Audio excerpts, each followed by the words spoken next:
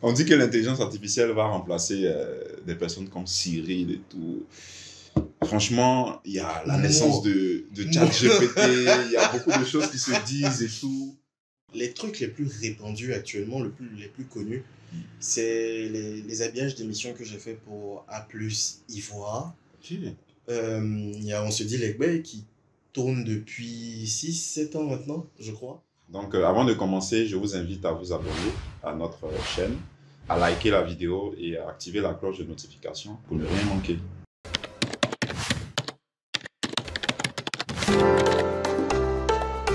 Alors, Cyril, Oui. merci d'avoir accepté notre invitation. C'était Mais pas de facile, rien. hein. Depuis l'année dernière, on court derrière toi, hein. Écoutez, pour nous les gens de l'ombre, là, pour une fois qu'on veut nous mettre devant, je veux Mm. venir parler, j'ai des choses à raconter. Ah, Je c'est suis bien. content d'être là. Ça tombe bien. C'est un plaisir pour nous. On a Présente-toi partagé. pour les 0,0001% de personnes qui ne te connaissent pas. Bien sûr. Alors, je suis Cyril Jonathan Dadier, je suis animateur 2D, 3D, motion designer, et j'ai travaillé sur beaucoup de projets d'animation, de générique télé et de publicité qu'on a pu voir ces dernières années à la télé, sur Internet, dans nos médias locaux. Ok, super, super. J'entends souvent animation 2D, 3D, motion design. C'est quoi? Ce sont des céréales? C'est quoi? Non, ça se mange pas. Mais bon, en gros, l'animation, c'est essentiellement donner vie, insuffler vie à des éléments fixes. Comme le principe du cinéma, on va faire défiler plein de choses et on va donner l'illusion du mouvement. Donc 2D, 3D, c'est des technologies, c'est des moyens différents pour arriver à plus ou moins le même résultat selon la circonstance. Et le motion design, là, c'est la discipline en elle-même.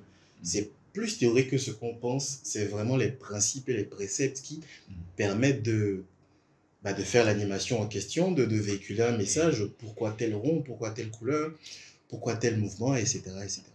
Ah, on sent vraiment que tu es passionné, hein. Je fais que ça y est intérêt. Je prends plaisir à t'écouter et franchement, je veux devenir motion designer aussi. Écoute, je cherche des élèves, si tu es d'accord. Je m'allais un peu vieux, mais c'est pas grave. Je suis partant. Il n'est jamais trop tard pour apprendre.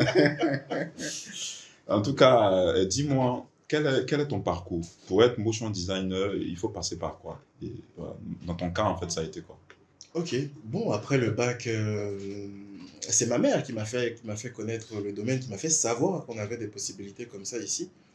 Elle m'a présenté l'ISTC alors que j'en avais aucune idée. Je ne savais pas qu'on avait les arts et images numériques ici. Et c'est ce que j'ai fait pendant quelques années. C'est surtout un tronc commun quand même, l'ISTC. Les arts et images numériques, c'est le nom de la filière aussi. Et de là, chacun choisit sa spécialisation. Certains ont choisi la fuite en avant de l'animation et sont devenus des programmeurs. D'autres sont restés dans l'animation et c'est ce que j'ai choisi de faire. Mais c'est beaucoup d'auto-formation surtout. On n'a pas de vraie discipline pour ça ici. On apprend surtout des techniques avec des logiciels, mais les principes, les trucs un peu plus spécifiques, là, on ne les trouve pas. Donc, il y a beaucoup d'auto-formation dedans, ça c'est sûr. D'accord, j'ai entendu parler de logiciels. Quels Oui. sont les logiciels que tu utilises au quotidien?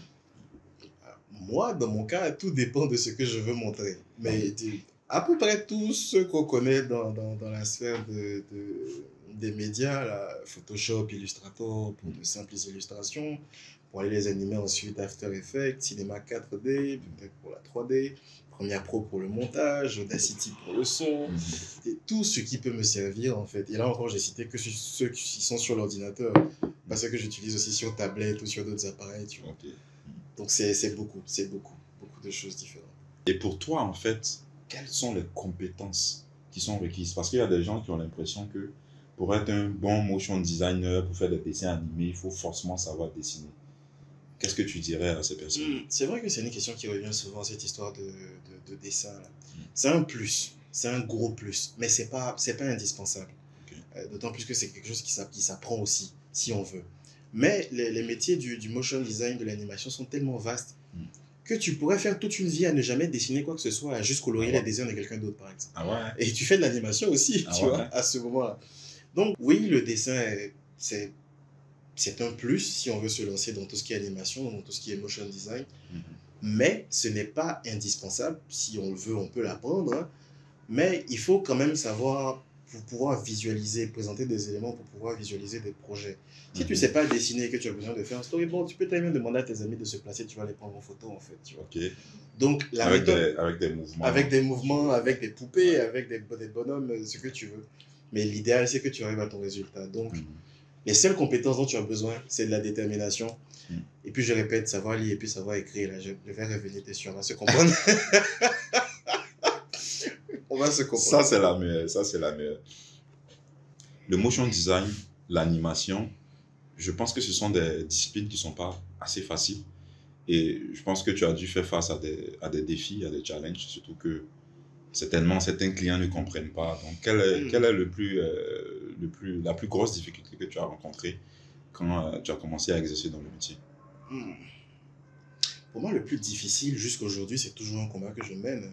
C'est de réussir à faire accepter mon esthétique Ok. dans le travail que je fais. Les choses sont restées très longtemps les mêmes dans le milieu de la pub, de la communication. Et quand je commençais à mes tout débuts, ça a été...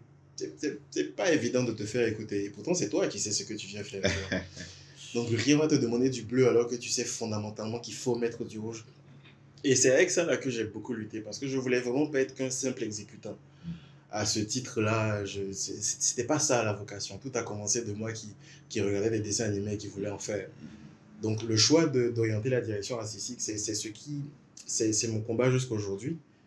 Et c'est quelque chose contre quoi j'ai lutté en étant plus proactif que nécessaire. Je suis le gars qui propose quand tu me donnes un projet. Je n'attends pas ta direction, même si tu m'en donnes une. Je vais discuter avec toi, je vais échanger. Et un peu comme ça fait bientôt 8 ans maintenant, mon Dieu. Peu à peu, avec le temps, ils ont fini par vraiment se rendre. Parce que c'est vraiment des combats. On peut passer des semaines entières à discuter. Wow. Mais je mets toutes les chances de mon côté en étant toujours clair sur ce que je vais faire, en donnant une explication à chaque couleur, à chaque séquence, à chaque mouvement, à chaque moment. Et quand les gens ont l'explication claire de ce que tu t'apprêtes à faire pour eux, ils sont tout de suite plus ouverts d'esprit, en fait, et ils comprennent que ce que tu fais vient d'une démarche. D'accord. Et ça fait qu'aujourd'hui, honnêtement, je ne me rappelle pas de la dernière fois où je n'ai pas eu carte blanche sur un projet. Donc maintenant, quand on m'appelle, on me laisse choisir. Et c'est moi maintenant qui passe des nuits blanches à essayer de... Good life. Hein? Et c'est moi maintenant qui passe des nuits blanches à essayer de trouver une orientation différente, adaptée à chaque projet maintenant. Bon, c'est ça sa difficulté. Ok, c'est super, c'est assez détaillé. Il y a eu un boom. Franchement, on a parlé de révolution par rapport à la création d'Internet, les réseaux sociaux. Il y a eu pas mal de boom. Et notre boom à nous en ce moment, c'est l'intelligence artificielle. On dit que l'intelligence artificielle va remplacer des personnes comme Cyril et tout. Franchement, il y a la naissance de ChatGPT, il y a beaucoup de choses qui se disent et tout. Pour toi, en fait, quel est en fait l'impact qu'aura l'intelligence artificielle dans le domaine du motion design, de la 3D, l'animation et tout? Bon, je vais pas faire genre, il y a effectivement un côté très sombre qui est très effrayant même pour nous qui sommes dans tout ce qui est animation, motion design, etc. Parce que il s'agit essentiellement pour... C'est marketé, c'est vendu comme monsieur tout le monde qui ne sait pas faire pourra maintenant s'asseoir chez lui et puis générer du contenu comme ça. Mais c'est du contenu qui n'a pas d'âme, pas de valeur ni juridique ni artistique parce que c'est vraiment juste une compilation de beaucoup de choses apprises sans autorisation même chez des artistes. Et je ne suis pas nécessairement d'accord avec ce processus-là. Il est quand même important qu'on surveille, que ça reste un outil, pas que ça devienne le patron. Mais effectivement, pour tous ces... Comment je vais dire ça?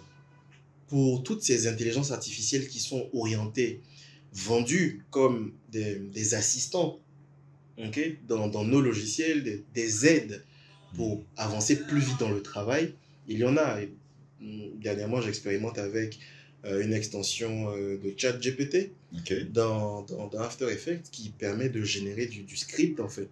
C'est-à-dire tous ces trucs, toutes ces fois où tu étais chez toi, tu te disais mais ça là, ça devait être automatique en fait. Bah ça l'est, grâce à ChatGPT, mais c'est pas un remplacement de ma personne. C'est une extension de moi et de mes possibilités. Et en ce sens-là, je trouve que c'est bon. Parce que je pourrais citer mon exemple favori, c'est comme un couteau, c'est un outil. c'est l'utilisateur qui en fait quelque chose de bien ou de moins bien. Qui peut découper un poisson comme se blesser aussi. Voilà. T'as le choix. Ok, c'est super. Tu as parlé du fait que tu as été à l'ISTC et que maman t'a donné la possibilité de faire l'ISTC. Au passage, merci maman. Merci. Tu as fait du bien à la Côte d'Ivoire. Oh. Donc, est-ce que c'est le seul passage pour pouvoir être motion designer? Quelqu'un qui n'a pas forcément fait l'école peut prétendre embrasser cette carrière? Non, pas du tout. Quand je disais plutôt savoir lire et écrire, là, le lire, là, en fait, c'est parce que tout est sur Internet, essentiellement. N'importe qui aujourd'hui peut se lever avec suffisamment de passion et de temps à mettre dedans et tout apprendre, c'est quoi l'expression? From scratch, c'est quoi l'expression? From scratch? Oui. Ouais, commencer depuis la base, de zéro. De zéro, voilà. Quelqu'un peut apprendre. J'ai commencé avec un œuf, aujourd'hui je dis, oh non, ça là, pardon, on est fatigué d'entendre ça.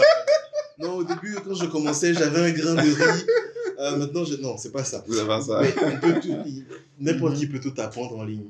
Ça demande du temps. Ici, de ce que je sais, il y a l'ISTC. Pour tout ce qui est formation, il y a l'ISTC, il y a l'ESMA. Mais honnêtement, je n'en connais pas d'autres écoles à part des individus qui font des formations. Mais c'est ces deux-là dont on entend le plus parler dans tout ce qui est travail du digital, communication, etc. etc. D'accord. Donc, du coup, tu as parlé du fait que quelqu'un qui fait des recherches peut arriver à se former. Mais est-ce qu'il y a des plateformes gratuites ou payantes que tu peux recommander à tous ces jeunes-là qui nous suivent? Oh, ils sont déjà là-bas, ils sont sur YouTube déjà. C'est dans la base de l'apprentissage pour tout. Jusqu'aujourd'hui, c'est encore plus grave aujourd'hui, c'est YouTube. Les ressources sont illimitées. Il y a plein de gens qui, dès qu'ils ont appris quelque chose, vont vouloir venir le partager, en fait. Donc YouTube, ça a été et ça reste ma source principale d'apprentissage.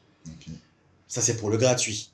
Maintenant, derrière, il y a plein de plateformes comme Domestika, Domestika. Est-ce que TuteSpace, ça existe encore?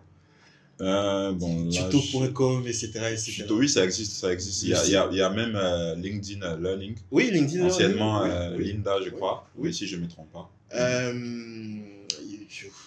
Les plateformes ne manquent pas. Il y a de quoi apprendre tout et n'importe quoi, surtout dans les métiers artistiques, les métiers numériques et visuels. Franchement, c'est fourni. YouTube, simplement, ça suffit à un individu. Ok, donc c'est une question de choix alors, parce que on peut choisir d'aller regarder une vidéo pour danser ou... Bon, je ne vais pas critiquer, mais si tu veux faire motion design, tu ne vas pas danser souvent. Ça, c'est sûr. Ok, c'est super. Donc, pour toi, quels sont les métiers? Parce qu'on sait que le problème d'orientation, c'est un problème qui est... Souvent, d'autres, ils vont dans certaines filières sans savoir ce qu'il y aura derrière. Quels sont les métiers qui sont pourvoyeurs d'emploi que tu peux recommander à quelqu'un qui veut se lancer dans l'animation, les différents métiers dans l'animation? Bon, le chemin le plus simple, le schéma même le plus récurrent, c'est de travailler en agence de communication. Ok. Pour le digital, pour de la pub à la télé directement, pour des opérations, parce qu'il y a aussi les vidéos qu'on diffuse en événements, les teasers, etc., etc. Donc le chemin le plus direct et celui dont on entend le plus parler, c'est qu'après sa formation ou son auto-formation, on finisse en agence de communication. Ça, c'est ça. Moi-même, j'ai commencé en maison de production. D'accord. Donc, c'est vraiment tournage. Donc, ils vont tourner des pubs et puis moi, je mets l'agrément, je présente le produit à la fin, je mets les effets spéciaux. Donc, travailler en maison de production aussi, parce qu'il y a tout le travail qui va avec, tout le travail d'effets spéciaux, même de motion design aussi, complètement. Là-dedans. Il y a un volet qu'on voit pas, qui n'existe pas vraiment encore, mais qui est en train de pointer du nez. C'est que jusque-là, j'ai parlé des métiers pour lesquels quelqu'un te commissionne pour faire quelque chose. Mais l'idée de se constituer en maison de production de pure animation, c'est quelque chose qui existe à travers le monde. On les minimise, mais on a quand même Africa Toon ici, quoi. Qui sont effectivement une maison de gens qui produisent du contenu sans que quelqu'un les commissionne. Les doyens, effectivement, respect. Et moi, c'est quelque chose que j'aimerais voir en fait dans le futur, parce que avec la quantité de chaînes télé qu'il y a, la quantité de médias sur Internet qu'il y a, il y a une demande de contenu, mais folle. Et mieux que des personnes viennent d'ailleurs pour venir, faire le contenu à notre place, ce serait plus intéressant, je trouve, de proactivement, spontanément, générer des contenus basés sur les expériences qu'on vit, le vécu qu'on a, ou simplement les histoires, les rêves qu'on veut transmettre aux gens. Ok. Donc, il y a ce volet-là vraiment où tu peux aussi te lever un matin et puis dire que je vais faire des dessins animés aussi, quoi. Il y a ça. Mais moi, et je vous partage l'idée, mais ça m'a démangé de faire un stand dans un événement à propos de chocolat pour montrer en quoi mon travail peut leur servir. Promouvoir aussi. Effectivement. Voilà. Surtout que la Côte d'Ivoire est le premier producteur. Ah, on cherche mon beau, le frère. Qu'est-ce que le motion design peut apporter au développement de la Côte d'Ivoire, par exemple, ou de l'Afrique? Aujourd'hui, on connaît tous le Père Noël. Rouge, machin. Mais c'est la publicité qui l'a fait tel qu'il est. On a cette image de l'Américain qui mange du bacon au petit déjeuner dans une maison de combien de pièces avec garage et tout.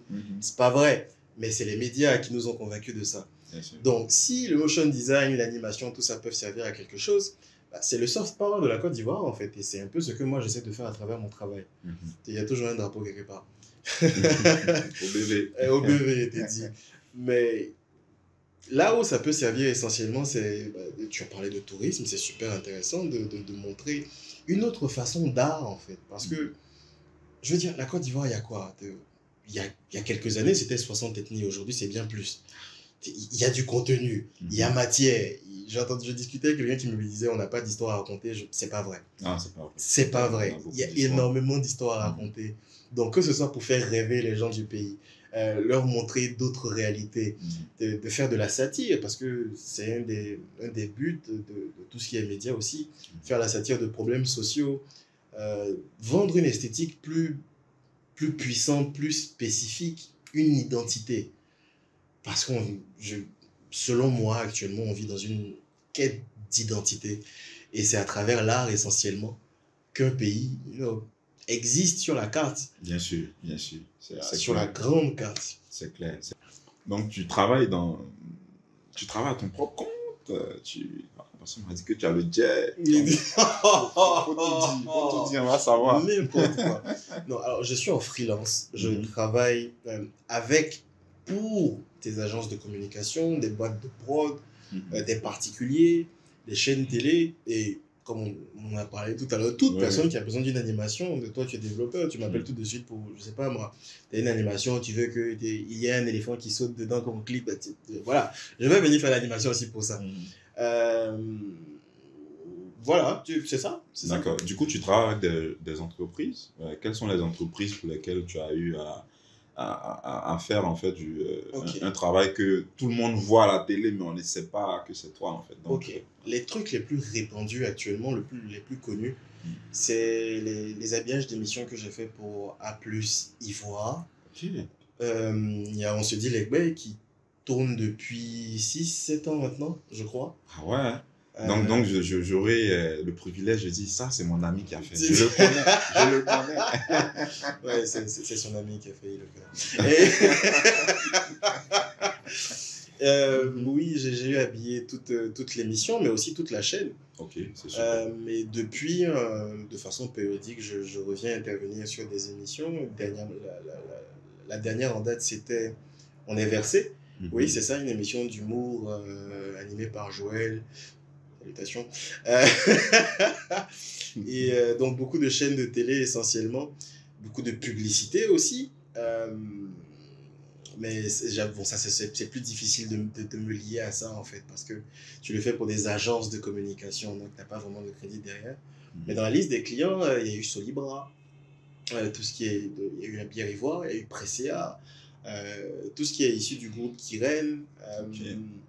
J'ai eu à travailler pour des produits dans le bâtiment, CIPEC, des trucs à base de peinture, de tôle. Waouh! Beaucoup de trucs vraiment différents. Une certaine variété, tu as eu cette capacité d'adaptation aussi par rapport J'essaie. C'est vraiment un exercice que je fais moi-même. Je vais vers les choses que je n'ai pas encore eu à animer. Tu vois.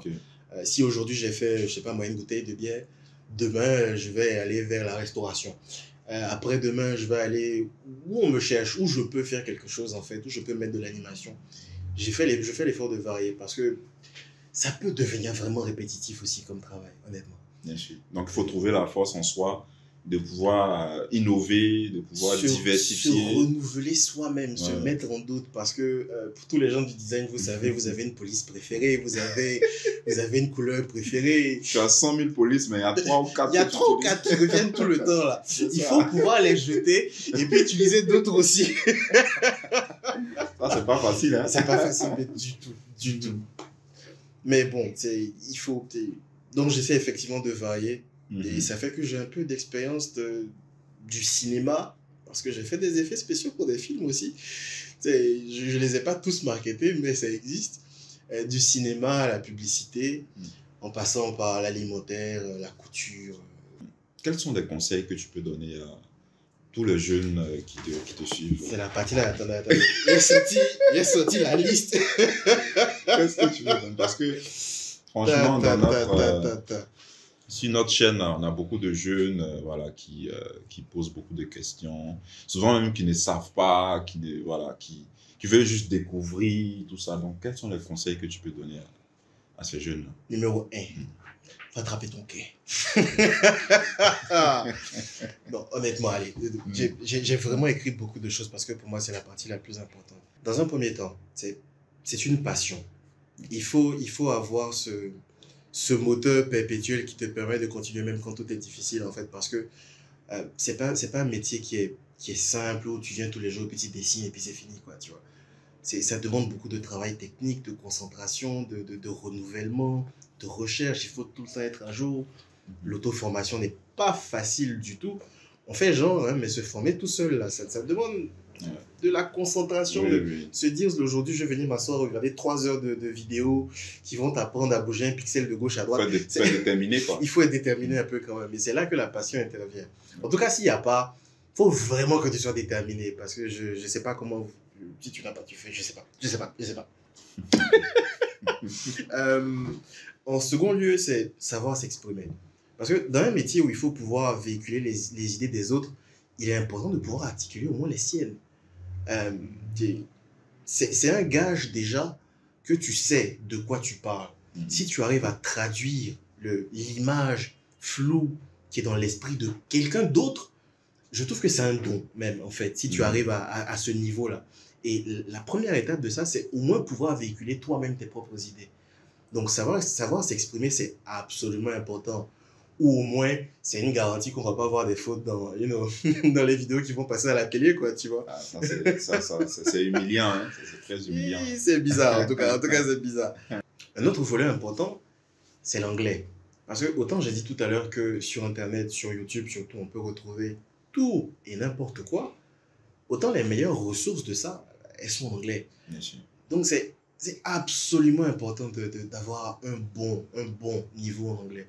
Et de toute façon, les gens du métier qui peuvent te donner de vrais conseils, d'autant plus que pour le moment, dans notre pays, c'est pas encore bien établi, bah, c'est des gens de l'étranger, en fait, qui ont le regard sur ce que tu fais.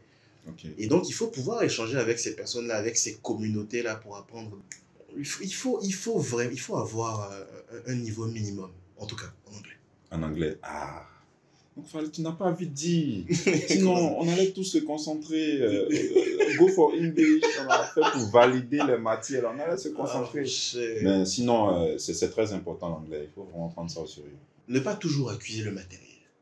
C'est un des trucs que j'entends le plus souvent. C'est vrai qu'aujourd'hui, j'ai un ordinateur comme ça, une unité centrale comme ça dans ma maison. Mais toi, on vient de la même école, tu sais. Tu te rappelles sur quoi je travaillais à l'époque. C'est pas qu'une affaire de moyens. Aujourd'hui même, la plupart des animations traditionnelles que je fais là, c'est sur tablette, c'est sur iPad.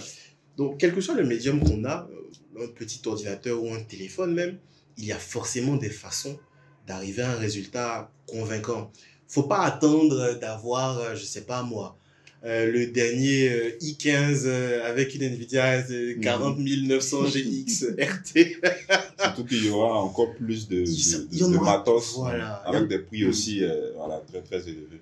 Un des points les plus importants pour moi aussi, c'est d'avoir une vision à long terme. s'agit pas d'effectuer les boulots au cas par cas et de ne compter que sur le prochain gombo, en fait. Parce qu'à ce moment-là, tout ce que tu fais, bah, c'est du taf alimentaire. Bien sûr. Mais ça s'appelle les arts numériques. C'est tout un domaine. Ouais. Ok. Et il faut pouvoir Avoir ses voilà, propres projets, s'exprimer soi-même. s'exprimer soi-même, voilà, effectivement. Il faut pouvoir s'exprimer, il faut pouvoir vendre, communiquer quelque chose à travers les œuvres qu'on fait. Donc, ne pas juste aussi attendre que le gombo providentiel tombe, mais soit aussi proposer du court-métrage, de l'animation, du 5 secondes, du 10 secondes, mettre quelque chose en ligne, en fait, qui témoigne de cette identité, de ce message, de cette culture que tu veux vendre. Et c'est d'ailleurs ce qui convainc les clients ou autres patrons, parce que ça veut dire que toi-même, en fait, tu as une direction artistique pour ta vie. Tu es capable d'en suivre une autre, ou au moins d'en proposer. C'est en ça que c'est important pour moi d'avoir une direction. Dernièrement, j'ai un petit frère, en fait, qui m'a demandé conseil sur comment moi je fais pour trouver de l'inspiration, bien pour continuer à produire du contenu. Je me demande ça aussi souvent. Un peu différent à chaque fois. Et c'est pas si évident que ça en vrai. J'ai vraiment connu une longue période de 2 ans de laquelle je sors encore, où c'était pas facile en fait de me remettre au travail, de proposer de la différence ou de l'originalité à chaque fois. Mais j'ai compris que il y a quelque chose qu'on faisait avant qu'on ne fait plus aujourd'hui. C'est faire une seule chose à la fois. Wow, ça, c'est un point clé. Hein? Faire une seule chose à la fois dans la mesure où il y a toujours l'obligation d'avoir le téléphone à côté, qu'un film passe en arrière-plan à la télé qu'on ne regarde pas. Il y a TikTok qui est là, hein, il y a un lien qu'un ami va envoyer assez rapidement, on va regarder vite. Il faut ceci, il faut faire cela. Ça prend du temps. Ça prend du temps, hein, mais surtout, ça fait qu'aujourd'hui, on n'arrive plus à se concentrer sur rien du tout. Ouais, pour solutionner ça, en tout cas, je continue, hein, parce que c'est pas évident. Il m'a fallu vraiment toute une année complète de réapprentissage, vraiment, de pas systématiquement sauter sur son téléphone pendant qu'on mange, par exemple, parce que ça, c'est devenu le compagnon numéro 1. Il faut que YouTube tourne derrière quand tu manges quelque chose. Ça, c'est la base, hein, souvent. Je te dis, je me suis remis à la lecture en ne faisant que ça. J'ai passé des journées entières, des mois même, sans téléphone, mais ça va, tu en sais un peu. Oui, moi, j'étais plus joignable du tout. Pas le joindre. Parce que j'étais dans ma grotte. Mais c'est important parce que dans un métier où il faut pas juste de l'inspiration, mais de la haute concentration, parce qu'au-delà même du volet artistique, il y a un volet technique qui est très fort, c'est de l'informatique. Il y a un volet technique qui est très présent et il faut pouvoir, comme les sportifs le disent, entrer dans la zone. C'est dans un état de concentration vraiment extrême et on n'y arrive pas, on peut pas y arriver si on est tout le temps en train de diviser notre attention en plusieurs choses, en plusieurs endroits.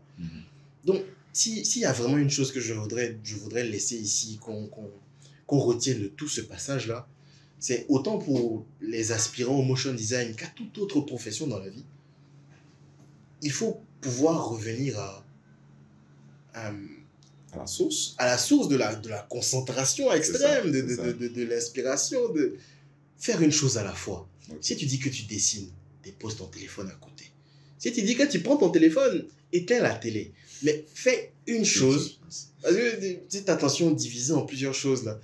Les statistiques disent qu'on a perdu 25% d'attention en plus. Ouh.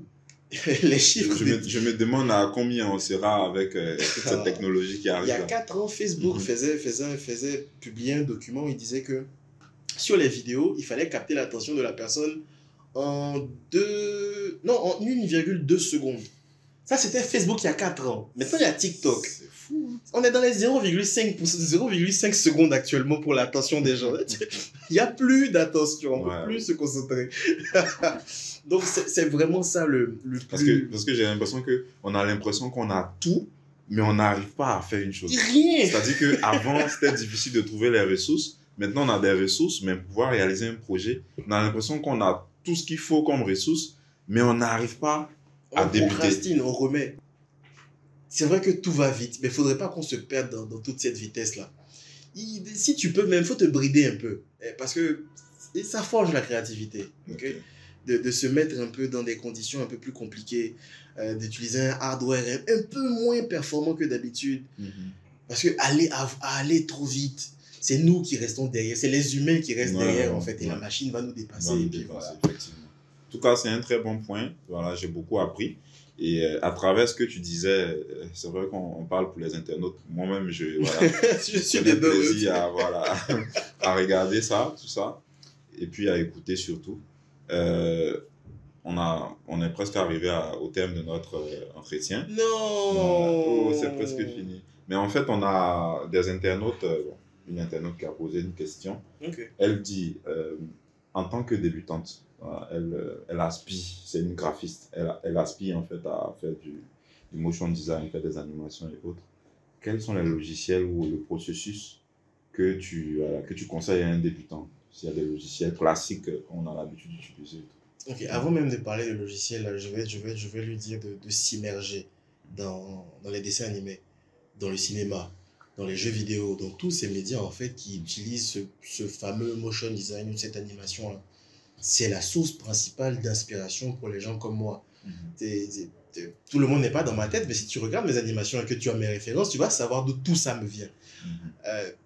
Il faut pouvoir être à jour sur ce qui se fait dans le monde, comprendre un peu pourquoi. Et même si tu n'as pas la formation technique de ça, rien qu'en regardant les médias d'aujourd'hui, tu peux avoir une idée de, pas juste des tendances, mais comment les gens s'expriment. Parce que au final, c'est ça. Pour ce qui est des méthodologies, j'irais sur apprendre, c'est vraiment important, j'irais sur apprendre les codes de la cinématographie. Parce que, quelles que soient les scènes qu'on représente, quels que soient les médiums, je me répète, c'est du storytelling, c'est des histoires qu'on raconte. Donc, il y a une suite logique. C'est ça, il faut qu'il y ait une suite logique. Si tu fais, moi, je sais pas, moi, un dessin animé avec deux personnes dans la rue en train de discuter, tu vas les cadrer, les composer, les assembler comme on le ferait au cinéma. Donc, pour moi, c'est l'un des points les plus importants, apprendre les codes de la cinématographie. Et il ne faut pas sauter tout ce qui est théorie de la chose. Je l'ai dit un peu plus tôt, le motion design n'est pas une discipline technique, c'est de la théorie en vrai. C'est comprendre comment ça fonctionne. Et il y a plein de cours comme ça de composition de l'image, de la théorie de la couleur. Ce genre de cours-là sont les plus utiles en fait si on veut pouvoir dépasser juste le level de, faire une vidéo pour mettre sur le digital. Ouais, bien sûr. C'est ceux-là, c'est ces cours-là, c'est ces notions, ces petites connaissances bien spécifiques-là qui font toute la différence entre un motion designer qui, again, c'est encore de la théorie, et puis un animateur simple en fait. D'accord. Donc là, c'est vraiment les éléments de base qu'il faut maîtriser avant de parler même de logiciel. Après avoir parcouru tous ces univers-là, quels sont les logiciels que tu as utilisés dans tes débuts? En vrai, j'hésite à citer des logiciels spécifiques. Parce qu'aujourd'hui, c'est les questions qu'on te pose en premier, comme si la formule magique se trouvait dans un logiciel spécifiquement plutôt que dans un autre. Je travaille dans After Effects. Jeannot travaille dans Nuke. Francis travaille dans Hitfield. Je peux peut-être donner des types de logiciels. On a des logiciels de compositing et d'effets spéciaux, comme After Effects. On a des logiciels de montage comme Premiere Pro. J'utilise Premiere Pro, j'utilise aussi Hitfield. Mais honnêtement, il y en a plusieurs. Tout dépend de ce que tu veux faire. Il y a des gens, ils font 3D, animation 3D, là, ils sont juste coiffeurs. C'est-à-dire, il y a des gens qui font les personnages et puis il y a des gens qui font cheveux de personnages, là. C'est tout, c'est tout ce qu'il fait. Et donc, dans cette mesure-là, tu vas trouver ton logiciel spécifique, ta niche. Mais c'est vraiment pas le logiciel qui fait le motion design ou quoi que ce soit. D'accord, ça c'est vraiment un très bon point. Merci beaucoup Cyril pour ton échange. Ça c'est vraiment une bibliothèque. Bonjour, je suis expert. On a vraiment pris plaisir à t'écouter, par rapport à tout ce que tu as dit. Voilà, ton bagage, les clients avec qui tu as travaillé. Et ça a été un grand plaisir. Voilà, c'est un honneur aussi de te recevoir. Le plaisir est pour moi. On ne me cherche pas souvent pour nous voir, nous autres, là, dans le métier. Donc, c'est avec plaisir que je... Voilà. C'est ça. Donc, merci à vous de nous avoir suivis. Et restez connectés parce qu'on va recevoir encore des personnes aussi brillantes que Cyril dans plusieurs, dans plusieurs secteurs d'activité qui tournent autour du digital. Donc on pourra ensemble partager beaucoup de choses. Donc je vous Parlons de invite. partager, tu laisses, c'est quoi les bases? Alors, n'oublie pas de lâcher un like, Voilà. Partage la vidéo à tout C'est le ça, monde, ok? c'est ça. Abonne-toi à la chaîne. Voilà, abonnez-vous à la chaîne parce que c'est très important. On va partager beaucoup de choses, donc on aimerait vraiment que vous nous encouragez dans cette tâche-là, qu'on puisse vraiment continuer à produire du contenu. C'est vrai que dans notre domaine, on est tout le temps parti, donc c'est difficile, mais on a tenu vraiment à apporter un plus à tous ces jeunes-là qui nous suivent et pouvoir leur présenter tous les métiers qui tournent autour de notre du digital, du web, de l'infographie et tout. Et donc, merci à vous et ciao, ciao, à plus.